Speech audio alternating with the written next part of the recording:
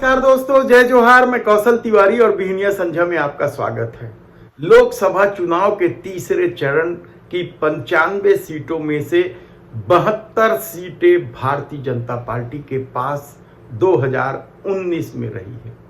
7 मई को होने वाले इस तीसरे चरण को लेकर सबसे ज्यादा चुनौती भारतीय जनता पार्टी के पास है कि वह अपना प्रदर्शन दोहरा पाएगी। यह सबसे बड़ा सवाल इसलिए उठ रहा है क्योंकि जो खबरें आ रही है महाराष्ट्र से, बिहार से, उत्तर प्रदेश से, छत्तीसगढ़ से, वह भारतीय जनता पार्टी और मोदी सत्ता की नींद उड़ाने वाली है।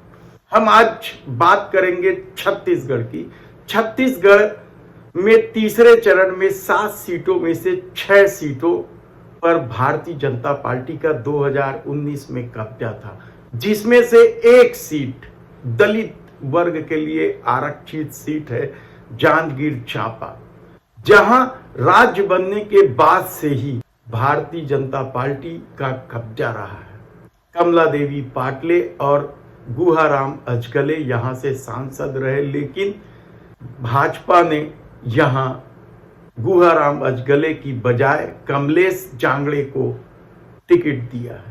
महिला है, ये नाम से आप मत जाइएगा, कमलेश नाम ज्यादातर पुरुषों के होते हैं, लेकिन ये महिला प्रत्याशी है और उनके सामने सबसे बड़ी दिक्कत ये है कि वो सिर्फ मोदी के आश्रय है। तब ऐसी परिस्थिति में क्या यह गढ़ भारतीय जनता पार्टी नहीं बचा पाएगी? क्योंकि यदि विधानसभा चुनाव के परिणाम को आकलन करें तो यहां के 8 विधानसभा क्षेत्रों में कांग्रेस का कब्जा रहा है। 8 विधानसभा आते हैं जांजगीर चांपा लोकसभा क्षेत्र के अंतर्गत, और यहां से कांग्रेस ने डॉक्टर शिव कुमार डहरिया को मैदान में उतारा है। भूपेश सरकार में मंत्री रहे और बेहद दमदार मंत्री रहे। बहुजन समाज पार्टी भी यहां से मैदान में है, डॉक्टर रोहित डहरिया। क्या वह कांग्रेस का गणित खराब करेंगे या भारतीय जनता पार्टी का? अब तक के जो अंदेशे रहे हैं उससे तो यही लगता रहा है कि बहुजन समाज पार्टी कांग्रेस का ही गणित खराब करती है। ऐसी परिस्थिति में क्या डॉक्टर शिव कुमार डहरिया भारतीय जनता पार्टी का यह गढ़ तोड़ लेंगे? ये सवाल बेहद महत्वपूर्ण है और आप समझिए कि किस तरीके से राजनीति को डॉक्टर शिव कुमार डहरिया अपने अनुकूल साधने में लगे।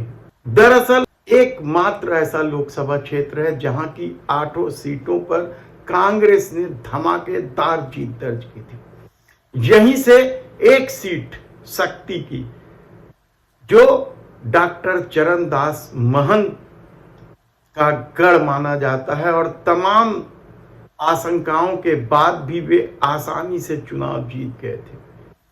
दूसरा सीट अकलतरा का, यहां से राघवेंद्र सिंह ने भारतीय जनता पार्टी को बुरी तरीके से हराया था, तो जांजगीर चांपा से व्यास कश्यप कांग्रेस के नेता विजयी रहे थे।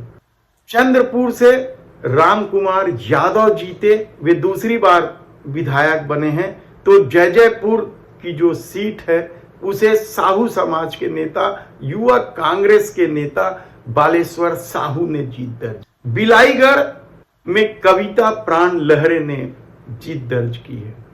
यहाँ के जो पहले के विधायक थे कांग्रेस, वे विवादास्पद थे और उसके चलते कविता प्राण लहरे को टिकट दी गई थी और उन्होंने बड़ी आसानी से अपने भारतीय जनता पार्टी के प्रतिद्वंदी को हरा दिया था।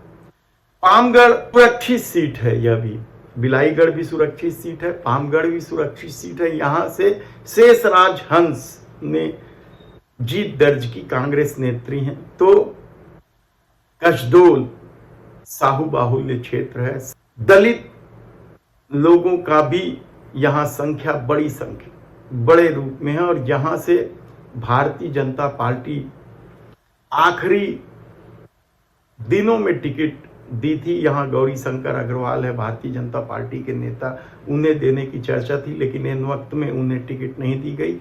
तब ऐसी परिस्थिति में यहां कांग्रेस ने साहू समाज के नेता को उतारा। संदीप साहू बड़े मार्जिन से जीते हैं।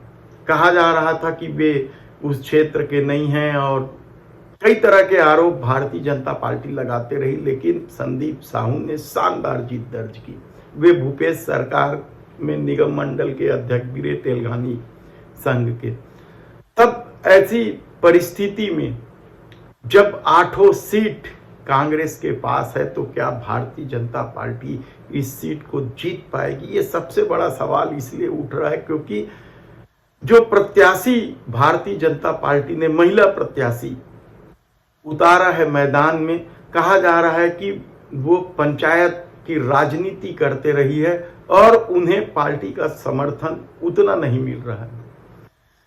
पूरी तरीके से मोदी की गारंटी पर निर्भर कमलेश जांगड़े, तो दूसरी तरफ शिव डहरिया के पास राहुल गांधी की न्याय गारंटी है।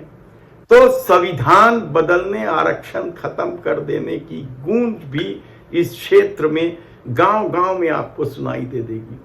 और कहा जा रहा है कि इसे ही शिव कुमार डहरिया ने आसानी से साध लिया है। उन्होंने जमकर नारी न्याय गारंटी योजना का फॉर्म तो भरवाया ही महिलाओं को, युवाओं को नौकरी के लिए भी प्रेरित किया और युवा न्याय गारंटी की जानकारी भी घर घर तक पहुंचाने में वे सफल रहे।